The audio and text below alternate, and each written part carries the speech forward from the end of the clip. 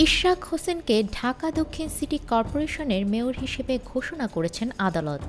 বৃহস্পতিবার দুপুরে ঢাকার প্রথম যুগ্ম জেলা আদালত এ রায় ঘোষণা করেন। রায়ে ২০২০ সালের ১ ফেব্রুয়ারি অনুষ্ঠিত হওয়া ডিএসসিসি নির্বাচনকে অবৈধ ঘোষণা করেন আদালত। পাশাপাশি ফলাফলের গেজেট বাতিল ও আগের মেয়র ফজলে নূর তাপসকে অবৈধ বলে রায় দেন আদালত। রায় ঘোষণার পর ইশরাক হোসেন বলেন, সেই নির্বাচনে কারচুপির মাধ্যমে ভোট জালিয়াতি হয়েছিল। এই রায়ে আমি ন্যায় বিচার পেয়েছি, তবে মেয়র হিসেবে শপথ নেব কিনা তা দলীয় সিদ্ধান্তের ওপর নির্ভর করবে। ২০২০ সালের মার্চে ডিএসসিসি নির্বাচনে কারচুপির অভিযোগ তুলে ফল বাতিল ও পুনরায় ভোটের দাবিতে মামলা করেন বিএনপি দলীয় প্রার্থী ইশরাক হোসেন।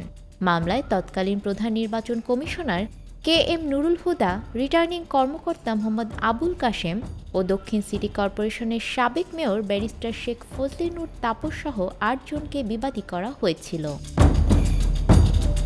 নিউজ ডেস্ক, আমাদের সময়।